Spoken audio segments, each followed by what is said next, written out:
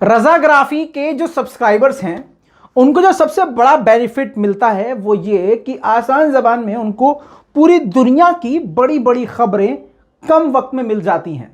जी हाँ, इसीलिए कहता हूं कि अगर आपने सब्सक्राइब नहीं किया है तो भैया सब्सक्राइब कर लीजिए और अपने दोस्तों रिश्तेदारों से भी सब्सक्राइब करवाइए।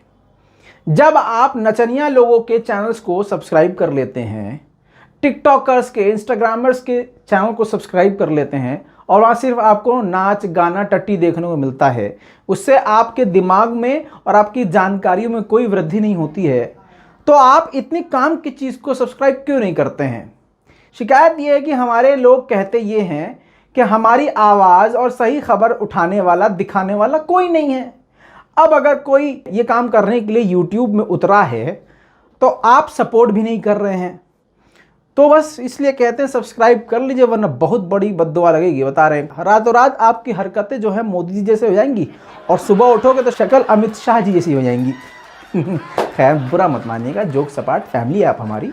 शुरू करते हैं। सलाम, नमस्ते, सत श्री अकाल। मैं हूं रजा और आप देख रहे हैं दोस्तों रजाग्राफी। स्पेन जो है ये यूरोप का एक देश है और मैं आपको हमेशा की तरह नॉलेज भी आपको अच्छी देता रहूंगा। स्पेन में यूरोपीय देशों में, यानी यूरोप में बहुत सारे देश हैं, ठीक है, उसमें से स्पेन एक ऐसा देश है जिसमें यूरोपीय देशों में से सबसे ज्यादा बेरोजगारी और गरीबी है। समझ रहे हैं?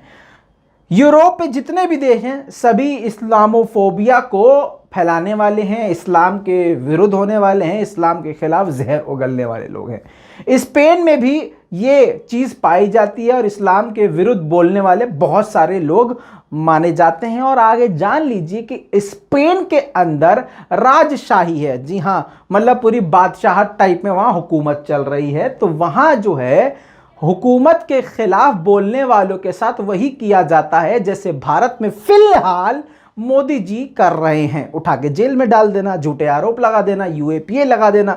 बहुत आसान जबान में आपको समझाऊंगा, सब कुछ समझ में आएगा। खबर बहुत बड़ी है, विजुअल्स भी आपको दिखाऊंगा। तसल्ली से बने रहिए और आराम से देखिए, सुनिए, समझिए, काम आएगा आगे।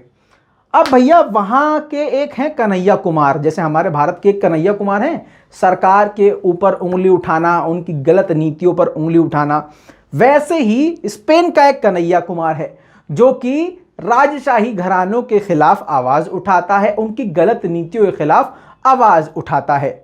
जो बंदा आवाज उठा रहा है उस बंदे का नाम है पाब्लो हैसेल, जिसकी उम्र 24 साल है और ये आर्टिस्ट है, स्पेन का रैपर है और अपने गानों से सरकार का विरोध करता है।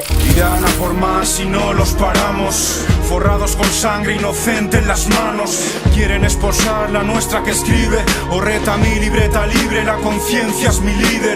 Firme, si teméis que el pueblo piense, no voy a rendirme, os ahorro el suspense. Coraje no falta, la razón está a mi lado, con el puño cerrado y la cabeza alta.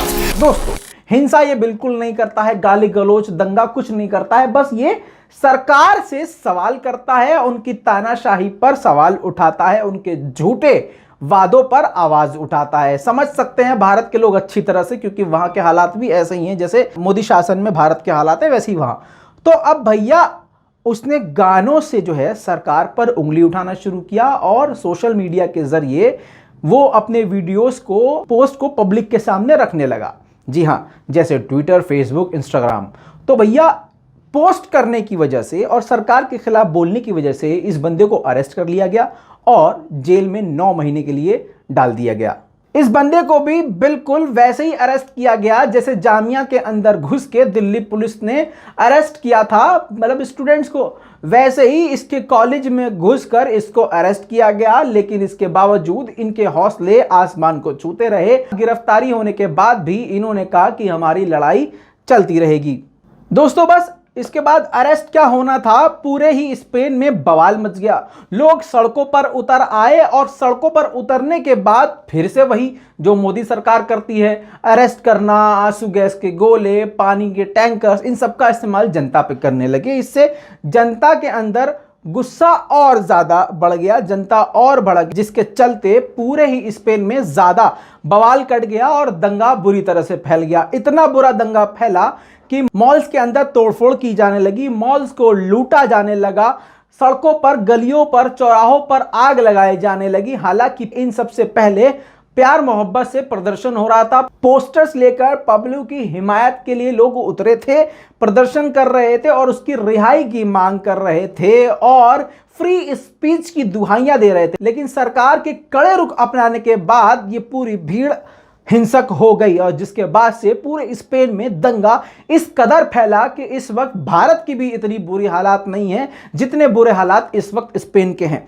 यह खबर आपको इतने detail में कोई भी गोदी media नहीं दिखाएगा, इवन इंटरनेशनल मीडिया भी ज्यादा इसको हाईलाइट नहीं कर रहा है, क्योंकि स्पेन की जो सरकार है वो ही इन खबरों को बिल्कुल चीन की तरह कंट्रोल करने में लगी पड़ी है। लेकिन आपके लिए मैंने ये पूरी डिटेल निकाल के आपके सामने रख दी है। हालात वहां बहुत बेकाबू है और लगातार प्रदर्शन बढ़ता जा रहा है। यहां तक कि स्पेन से लगे हुए और जो दूसरे यूरोपीय देश हैं वहां भी अब यह प्रदर्शन बढ़ता जा रहा है और पूरे दुनिया में यह धीरे धीरे धीरे धीरे यूरोपीय देशों में फैलता जा रहा है। इस पूरी रिपोर्ट के बारे में दोस्तों आपका क्या कहना है, नीचे कॉमेंट करना मत भूलिएगा। लाल बटन दबाइए, चैनल को सब्सक्राइब कीजिए। मैं हूं रजा, आप देख रहे थे रजाग्राफी। जय हिंद।